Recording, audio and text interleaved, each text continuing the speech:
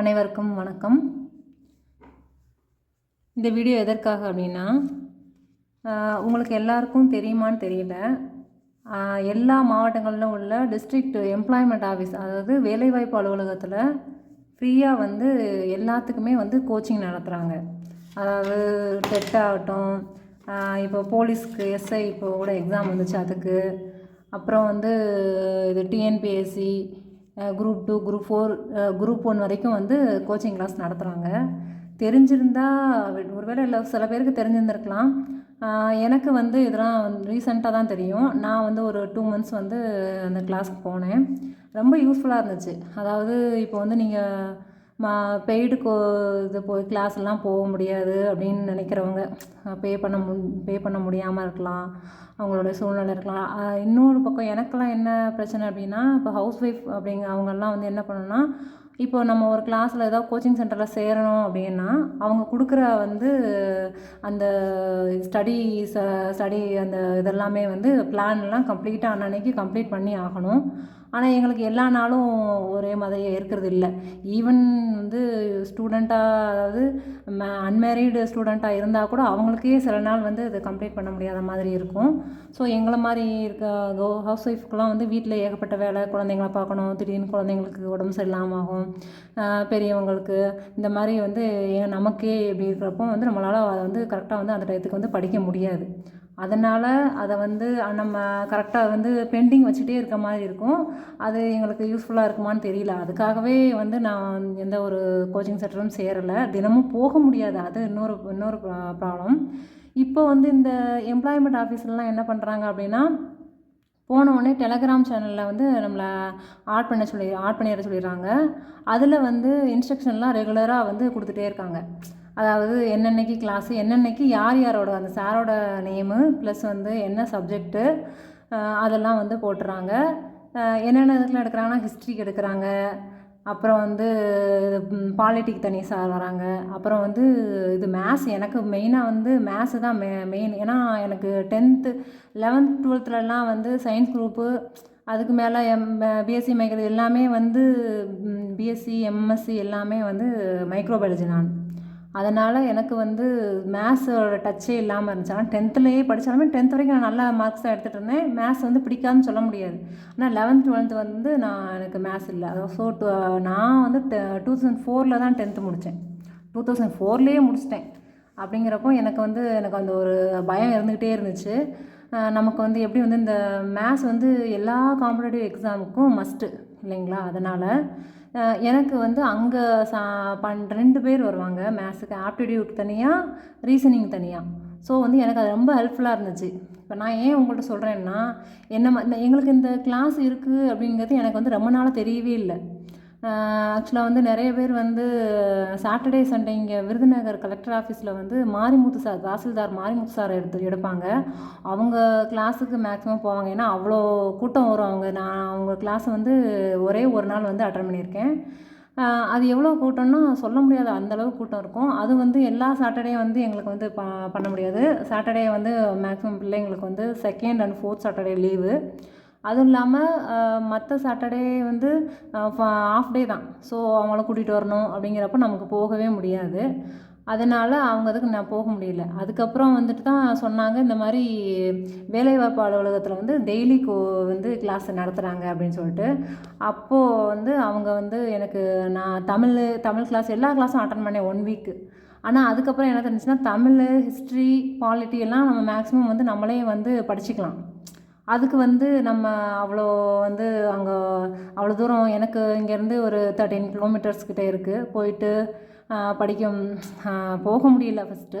அதனால் வந்து அது கூட. ஆனால் அங்கே வந்து என்னென்ன ஃபெசிலிட்டிஸ் இருக்குது அப்படின்னா, லைப்ரரி இருக்குது, ஒரு கம்ப்யூட்டர் ரூம் வச்சு ஒரு லேப் மாதிரி வச்சு அதில் ஒரு மேக்ஸிமம் ஒரு 20 to 25 கம்ப்யூட்டர்ஸ் கிட்டே இருக்குது. அதெல்லாம் வச்சு பசங்க வந்து படிக்கிறாங்க. எனக்கெல்லாம் பார்த்தா ரொம்ப ஆச்சரியமாக இருந்துச்சு. இவ்வளோ ஃபெசிலிட்டிஸ், நிறையா ரூம்ஸ் கட்டி விட்ருக்காங்க. அதில் வந்து போலீஸுக்கு கோச்சிங் வர்றாங்க. அப்புறம் வந்து நிறைய பிள்ளைங்க அங்கேயே வந்து படிக்கிறாங்க. கார்டு கொடுத்துட்டாங்கன்னா நம்ம அங்கே போய் கார்டு அப்ளை பண்ணி வாங்கிட்டோம் அப்படின்னா லைப்ரரிக்குள்ளே போய் புக் எடுத்துக்கலாம். புக் எடுத்துகிட்டு வீட்டுக்கு வர முடியாது, அங்கேயே இருந்து படிக்கலாம். இப்போ எல்லா புக்ஸுமே அதில் இருக்குது. சுரேஷ் ஐஏஎஸ் அகாடமி, டேஃபு, நம்ம தேவிராவுடைய தமிழ் புக்ஸ்லாம் எல்லாம் சொல்கிறாங்க இல்லைங்களா, அதில் மாதிரி அது மாதிரி நம்ம ஆர்எஸ் அகர்வாலோட மேத்ஸ் புக்கு எல்லா புக்ஸுமே இருக்குது. ஸோ நம்ம வந்து காசு கொடுத்து வாங்க முடியாது அப்படின்னா அந்த மாதிரி நம்ம வந்து யூஸ் பண்ணிக்கலாம். ஸோ இவ்வளோ ஃபெசிலிட்டிஸ் நமக்கு செஞ்சு கொடுத்துருக்காங்க. இது வந்து இவ்வளோ நாள் எனக்கு தெரியாமல் தான் இருந்திருக்கு. அதே மாதிரி நிறையா பிள்ளைங்களுக்கு இதை மாதிரி தெரியல. இப்போ நானே பக்கத்தில் இந்த மாதிரிலாம் போங்கப்பா அப்படின்னு நான் வந்து சொல்கிறப்போ அப்படி இருக்கா அப்படின்னு கேட்குறாங்க. இத்தனைக்கும் நான் கூட இங்கே நேட்டிவ் கிடையாது. இங்கே உள்ள நேட்டிவ் பிள்ளைங்களுக்கே அது வந்து தெரியலை, அவங்க பேரண்ட்ஸுக்குமே தெரியல. அதனால தான் சரி இது வந்து இருக்குது. எல்லா டிஸ்ட்ரிக்ட்லேயும் டிஸ்ட்ரிக்ட் இது எம்ப்ளாய்மெண்ட் ஆஃபீஸ் இருக்கும் இல்லைங்களா, அதில் வந்து இது மாதிரி இந்த கிளாஸ் வந்து கண்டக்ட் பண்ணுறாங்களாமா. ஸோ அது வந்து எல்லா நாளும் சண்டே தவிர்த்து 7 டேஸும் வச்சுருக்காங்க. அதே மாதிரி கவர்மெண்ட் ஹாலிடேஸ் அப்போ லீவு தான் அது எல்லாமே என்னென்னைக்கு என்னென்ன கிளாஸு. அதே மாதிரி முக்கியமான என்னதுன்னா எவ்ரி புதன்கிழமையும் சனிக்கிழமையும் மதியத்துக்கு மேலே டெஸ்ட்டு பண்ணுறாங்க. ஸோ நம்ம வந்து டெஸ்ட்டு ப்ராக்டிஸ் பண்ணுறதா நமக்கு காம்படிட்டிவ் எக்ஸாமுக்கு மெயின். நம்ம ஏன்னா எவ்வளோ நேரம் வந்து டைமை வந்து நம்ம குறைக்கிறோம், டைம் எவ்வளோ வந்து சீக்கிரமாக வந்து நம்ம எவ்வளோ டைம் கன்சியூம் பண்ணிக்கிறோம் அப்படிங்கிறது நம்ம எக்ஸாம் எழுத தான் நமக்கு வந்து அது தெரியும். ஸோ அதனால தான் நான் என்ன சொல்ல வரேன்னா, இந்த மேக்ஸிமம் எல்லாமே இந்த கிளாஸை யூஸ் பண்ணிக்கோங்க அப்படின்றேன். அதுவும் இல்லாமல் அங்கே வந்து இந்த மாதிரி வந்து பழைய கொஸ்டின் பேப்பர்ஸ்லாம் இருக்கு இல்லைங்களா, அதை வந்து அங்கே ஒரு பெஞ்சில் வந்து அடிக்க வச்சிடுறாங்க. அதாவது இப்போது இவ்வளோ பேர் நம்ம அப்ளை பண்ணால் ஒரு 5 lakhs இது வந்து ஒரு டிஸ்ட்ரிக்ட்டுக்கு 5 lakhs வந்து அப்ளை பண்ணுறாங்க.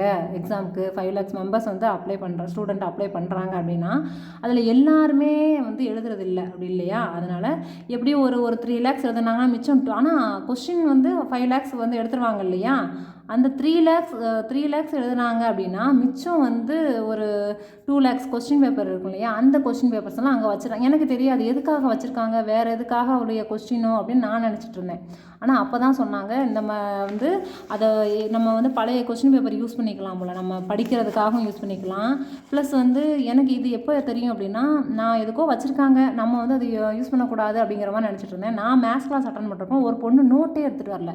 இதில் சைடில் தான் ஃபுல்லாக அந்த பொண்ணு எழுதி வைக்குது. அவங்களுடைய நோட்டு வாங்குறது வந்து இப்போ கம்மியான விலையிலே நோட்டு இருக்குது தான், ஆனால் அவங்களோட சுச்சுவேஷன் என்னன்னு தெரியல இல்லையா. அதனால் அந்த பொண்ணு வந்து அதுக்கப்புறம் தான் கேட்டேன், என்னப்பா அப்படிங்கிறப்போ இதுதான்க்கா நான் நோட்டாக யூஸ் பண்ணிக்குவேன் அப்படிங்குது. அது மாதிரி நிறைய பேர் இந்த மாதிரி வந்து ரஃப் பேப்பரை வந்து செஞ்சு பார்க்குறதுக்கு, இந்த மாதிரி எழுதி பார்க்குறதுக்கு யூஸ் பண்ணாங்க. அதுலேருந்து தான் நான் ஒன்று அப்பப்போ எடுப்பேன். இந்த மாதிரி நோட்டுக்கு நம்ம இப்போ மேத்ஸ் எல்லாம் வந்து நடத்துனாங்கன்னா திடீர்னு வந்து இது ஒரு சம்மு போடுவாங்க செய்கிறதுக்கு. அப்படிங்க நம்ம டேரெக்டாக நோட்லனா தப்பாக வந்துடும் இல்லையா. எனக்கெல்லாம் மேக்ஸிமம் வந்து நம்ம புதுசான்றனால ஒரு ப்ராக்டிஸ் ஒரு டைம் வந்து ரஃப்பாக வந்து செஞ்சு பார்த்துட்டு அதுக்கப்புறம் நோட்டில் எழுதணும்னு தான் தோணும். ஸோ அதனால் இந்த மாதிரி வந்து நான் நிறைய செஞ்சு பார்ப்பேன். அதுக்கு இந்த மாதிரி வந்து இந்த கொஸ்டின் பேப்பர்ஸும் வந்து கொடுக்குறாங்க, அதில் வச்சிடுறாங்க. நம்ம தேவைங்கிறத நம்ம எடுத்து யூஸ் பண்ணிக்கலாம். அது எவ்ரிடே மார்னிங் வந்து அதை வந்து எடுத்து அடுக்கி நீட்டாக வச்சிடுறாங்க. நம்ம தேவைங்கிறது நிறைய பேர் வந்து எடுத்து இந்த மாதிரி ரஃப் பேப்பருக்கு பதிலாக அதை யூஸ் பண்ணிக்கிறாங்க. இதுதான் எல்லோரும் நாங்கள் யூஸ் பண்ணிக்கணும், அந்த கிளாஸ் எல்லாம் அட்டன் பண்ணணுங்கிறதுக்காக தான் நான் வந்து இந்த வீடியோ. அதே மாதிரி எனக்கு மேத்ஸ் வந்து மெயினாக வந்து அங்கே நிறைய ட்ரிக்ஸு இந்த மாதிரிலாம் நிறைய சொல்லித்தராங்க. மெயினாக வந்து நல்லா பேசிக்ஸ்லேருந்து சொல்லித்தராங்க. அதாவது இப்போ ஒன்றுமே தெரியாது அப்படிங்கிறவங்க வந்து ஃபீல் பண்ண தேவையில்லை. 0 to நம்ம 0 லெவல்லேருந்து எல்லாமே கற்றுக்கலாம். ஸோ அது வந்து எனக்கு வந்து நிறையாவே யூஸ்ஃபுல்லாக இருந்துச்சு. நம்ம இப்போ காம்பவுண்ட் இன்ட்ரெஸ்ட்டு, சிம்பிள் இன்ட்ரெஸ்ட்லாம் நம்ம வந்து ஃபார்முலா படி தான் பண்ணுவோம் இல்லைங்களா. ஆக்சுவலாக அது வந்து எப்படி புரிஞ்சு இந்த காம்பவுண்ட் இன்ட்ரெஸ்ட்னால் என்ன, சிம்பிள் இன்ட்ரெஸ்ட்னால் என்ன அப்படிங்கிறத எப்படி புரிஞ்சு முதல்ல வந்து டைம் எடுக்கணும். ஃபஸ்ட்டு டைம் எடுக்கும், நம்ம புரிஞ்சிக்கணும் முதல்ல. அதுக்கப்புறம் தான் வந்து நம்ம ஷார்ட்டாக இதுலேருந்து இவ்வளோ ஸ்டெப்ஸ்லாம் நமக்கு தேவையில்லை, டேரெக்டாக தேர்ட் ஸ்டெப்புக்கு போயிடணும். அந்த மாதிரி வந்து ஒரு 4 ஸ்டெப்ஸ் இருக்குன்னா டேரெக்டாக தேர்ட் ஸ்டெப்புக்கு வந்து வர்றது எப்படி அப்படிங்கிற மாதிரிலாம் வந்து அங்கே போய் ப்ராக்டிஸ் பண்ண தான் எனக்கு தெரிஞ்சிச்சு. எனக்கு வந்து மேக்ஸிமம் வந்து மேத்ஸ் ரொம்ப யூஸ் ஆச்சு. அதுக்கப்புறம் மேத்ஸ் கிளாஸ் மட்டும் நான் ரெகுலராக அட்டன் பண்ணேன். லாஸ்ட் குரூப் 2க்கு நடத்தினது. அது மாதிரி போலீஸ்க்கு வந்து என்னால் அப்ளை பண்ண முடியாது, ஏன்னா ஏஜ் எலிஜிபிலிட்டி கிடையாது. இருந்தாலுமே நான் வந்து போலீஸ் கிளாஸுமே வந்து அட்டன் பண்ணேன். ஏன்னா போலீஸுக்கு வந்து மேத்ஸ் கிளாஸ் மட்டும் அட்டன் பண்ணுவேன். அது மாதிரி நம்ம அட்டன் பண்ணிக்கலாம். நிறைய பேர் அந்த மாதிரிலாம் அட்டன் பண்ணுறாங்க. நான் வந்து எல்லா மேத்ஸ் கிளாஸ் மட்டும் வந்து விடாமல் அட்டன் பண்ணிட்டு வர்றேன். நீங்களும் அதை மாதிரி எல்லாம் யூஸ் பண்ணணும் அப்படிங்கிறதுக்காக தான் அந்த வீடியோ. தேங்க்யூ.